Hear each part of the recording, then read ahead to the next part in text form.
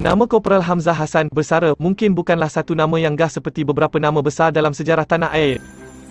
Tetapi, beliau merupakan antara anggota tentera yang telah menyumbang keringat dan pengorbanan kepada tanah air ketika pengganas komunis sedang melakukan onar dan huru-hara di dalam negara. Walaupun secara fizikal kelihatan seperti insan biasa, tiada sesiapa pun yang menyangka bahawa beliau merupakan antara veteran yang mengalami kecacatan kekal di bahagian kaki kanan iaitu putus kaki paras lutut akibat terkena jerangkap sama pengganas komunis ketika melaksanakan operasi di Gubir. Korporal Hamzah Hassan Bersara dilahirkan pada 14 Ogos 1954 di Kuala Lipis, Pahang dan menerima pendidikan di Sekolah Menengah Kebangsaan Clifford Kuala Lipis. Beliau menamatkan persekolahan pada tahun 1972 dan mengikut ayahnya merantau ke Kuala Lumpur iaitu di Kampung Kongo yang kini dikenali sebagai Bandar Tun Razak. Beliau mula bekerja sebagai jurukur jalan raya selama setahun sebelum menceburi bidang ketenteraan. Ketika itu gaji yang diterimanya amatlah lumayan dan beliau selesa dengan pekerjaan tersebut.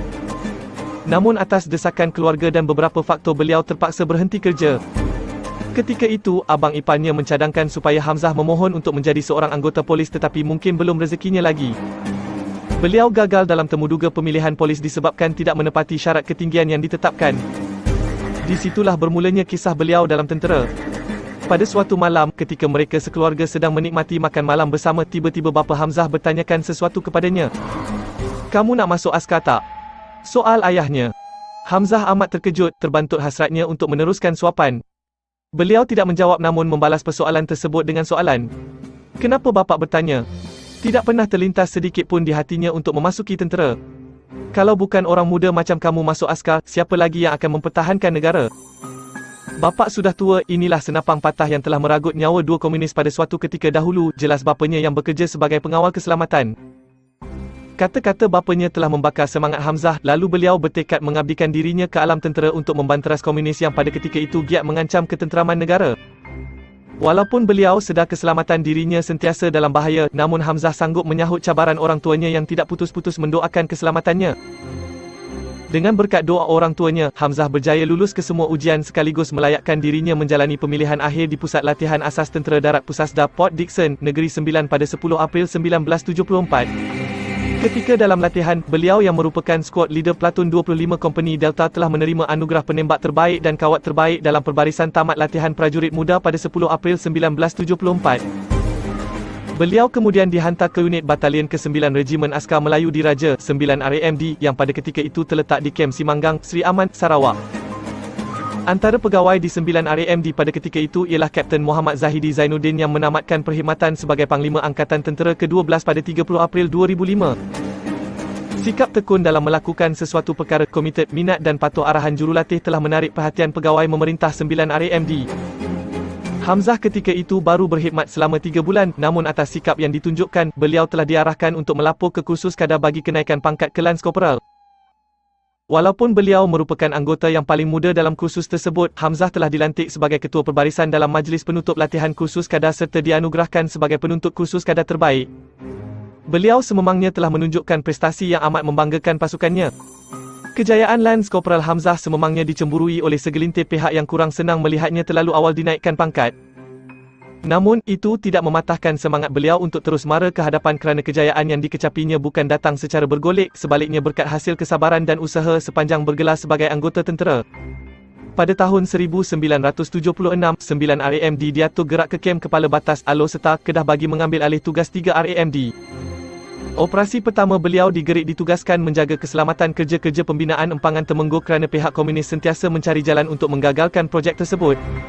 Selain menentang komunis, beliau juga sering berhadapan dengan haiwan-haiwan buas dan berbisa. Memang tidak dapat dinafikan pernah beberapa kali berlaku perkara mistik sepanjang pengalamannya terlibat operasi di dalam hutan. Namun berbekalkan ilmu perubatan Islam yang dipelajarinya di kampung, Hamzah dapat mengelakkan gangguan mistik dan merawat mangsa dengan keizinan Allah Subhanahu Wa Taala. Sewaktu sedang menguruskan pentadbiran diri masing-masing, tiba-tiba kedengaran beberapa das tembakan di kawasan berhampiran di mana polis hutan telah diserang hendap oleh komunis. Hamzah diberi peranan sebagai ketua peninjau disebabkan kemahiran beliau dalam ilmu medan perang IMP. Pasukannya berkekuatan seramai 10 anggota telah diatur gerak ke lokasi kejadian bertindak sebagai pasukan penyekat.